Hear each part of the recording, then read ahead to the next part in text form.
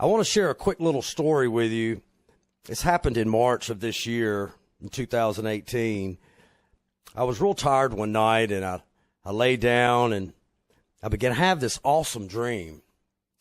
And it was I was in this place with a bunch of people, and I looked up, and there was this piercing light coming through the sky.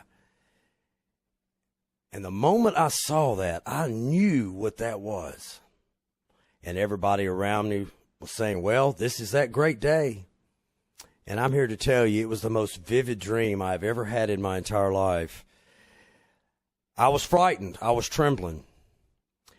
And I spoke to God, and I said, Lord, take me up and let me live with you, Father. Let me live with you. And I asked him that about 3 or 4 times, and next thing I knew, I was lifted up into this amazing place. Guys, it was truly amazing. Such high resolution. And I began to walk around this amazing place, and I could see things that the great craftsman had built. You know, I'm a craftsman myself, so I could just kind of see that amazing handiwork. Well, I was in heaven. I began to walk around and try to find people, you know, that I knew, that I loved, that I got to know. First person I saw was my mom. You know, she was dressed all in white, and she was young again, and oh my goodness, it was amazing. And we embraced, and I told her I loved her. And then I moved on through my dream. But as I began to go through my dream, I couldn't find anybody there that I knew. It was the craziest thing. Here I am in heaven, and I don't see anybody that I know. Well, I began to, you know, have this sadness in my heart. Now, does that make much sense? I'm in heaven, this awesome place with the Lord our God, and I'm sad. Well, I began to walk through some more and still didn't find anyone. Well, eventually I woke up in the middle of the night, opened up my eyes, and I said, Lord, what was that all about?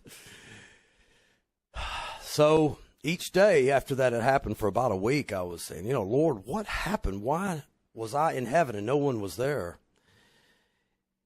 And he finally spoke to me. And he said, son, as far as you are concerned, heaven is empty right now.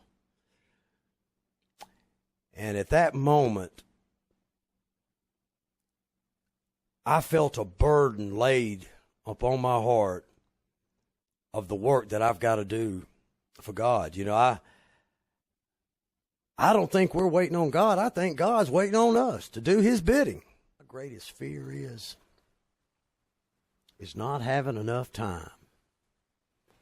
And this was one of our men's group. I actually did a boot camp this year with guys from my church, and I don't know why I signed up for that thing, because let me tell you, it was tough. And it took the pride right out of me. But he said to me, Mike, you know, God is not bound by space or time. I said, okay, what do you mean by that? He says, well, I know you feel like you've lost a lot of years, don't you? I said, wow, at least 30. He says, did you know that God can redeem all that time? And I had to sit there for a minute and give that some thought, because it was very profound. I have never had anyone share that with me in that way. Struggling with things in your past that it's just bringing you down. Let me tell you what I usually tell friends of mine.